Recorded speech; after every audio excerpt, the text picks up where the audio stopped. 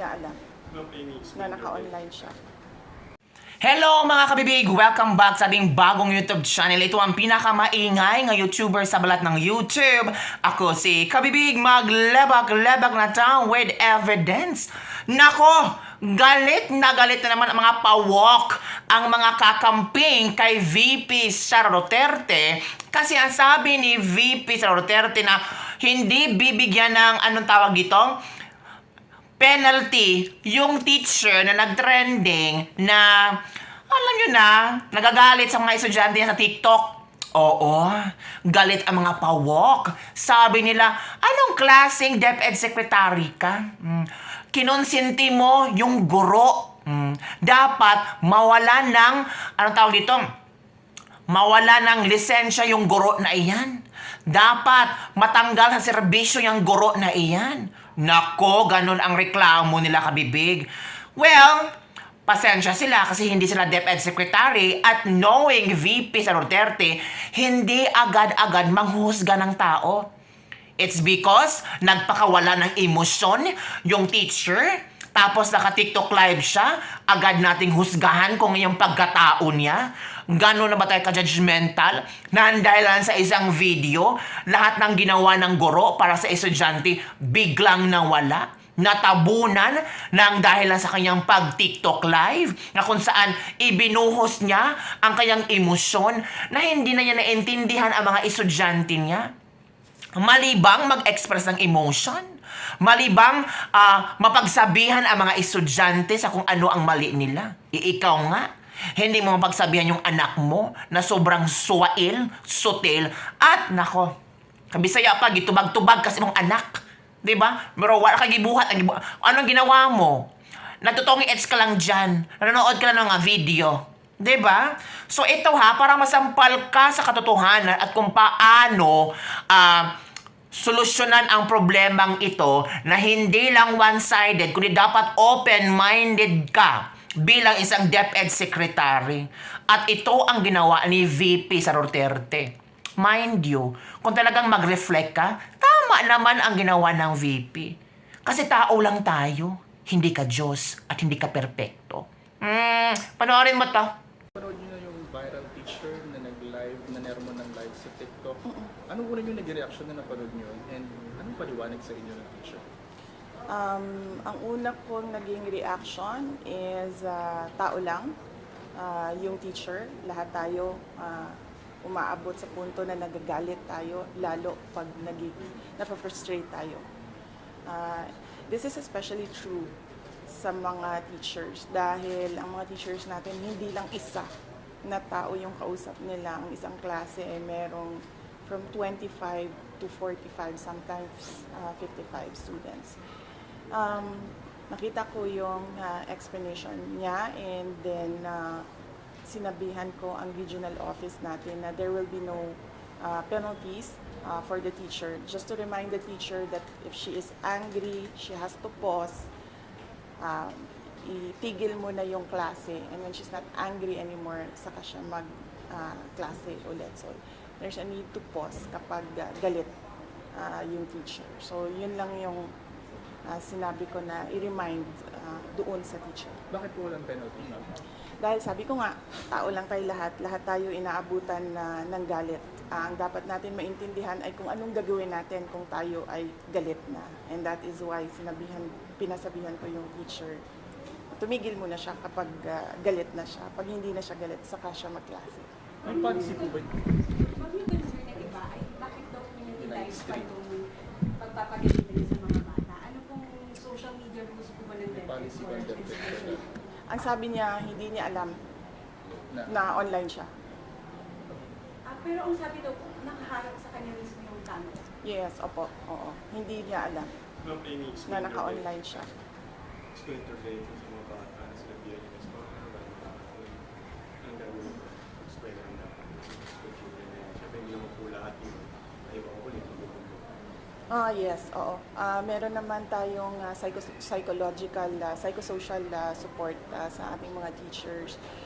We have teachers that are trained for stress debriefing, lalo na sa ating disaster program. So, pwedeng itong gawin kung merong mang bata na nag-manifest na meron siyang anxiety or stress na naramdaman dahil sa nangyari. Kaya believe na believe ako kay VP Sara Duterte. Kasi ang galing niyang mag-analyze sa sitwasyon. Walang dapat ipataw na parusa sa teacher. Kung meron man, pwedeng kausapin o di kaya for mental health na programa, at pwede itong maging dahilan para magbigay ng bagong programa si VP Sara Duterte para kumustahin ang mental health ng mga guro. At maybe magbigay siya ng programa para sa mga parents din, kumustahin kung paano ba nila dinidisiplina yung mga anak sa bahay. Kasi kung ano yung pinapakita ng mga bata sa eskwelahan, yun din ang mga guro. Yun din ang mga parents. Nagkamali ako. Kung ano nga ang attitude ng mga bata sa eskwelahan, yun din ang attitude ng mga parents sa kanilang bahay. 'Di ba? Tao lang yung teacher. Lahat tayo umabot sa puntong nagagalit tayo, lalo na pag napofrustrate tayo. Of course, take note ha. Ako bilang isang guro sa public school, grabe. 5 sections ang tuturuan mo. Sa isang section, 50 to 60 students. Iba't ibang attitude, iba't ibang angas, iba't ibang kaipalan. Well, in fact, yung estudyante noon at ngayon magkaiba na. Konting kibot lang ng teacher, video agad. Konting pagdisiplina ng teacher, video agad. Sino ang masama? Guro. Kayo na lang ang parents are perfect. Diba? Ang pagdidisiplina, it will always start at home. Huwag mong ipadala ang mga anak mo sa eskwelahan para ang teacher ang magdisiplina. Kung disiplinahan naman ng teacher, ang teacher pa ang masama. So, nasaan ang hostisya? Kami na ang talagang naging pangalawang parents sa inyo, sa mga bata. Tapos kami pa ang sinisisi. Magkano naman ang sahod namin? Sabi ng iba, ay, bakit kayo nag-teacher? It's a noble profession. It's a calling. And we want to serve people. We want to mold new generations na talagang competitive, globally competitive, at may magandang asal. Kung hindi man naturuan ng magandang asal yung mga anak nyo sa bahay nyo, hayaan nyo na ang guro na magturo ng magandang asal sa eskwelahan. 'Di ba? Ipakilala ng guro kung ano ang totoong asal. Ito pa.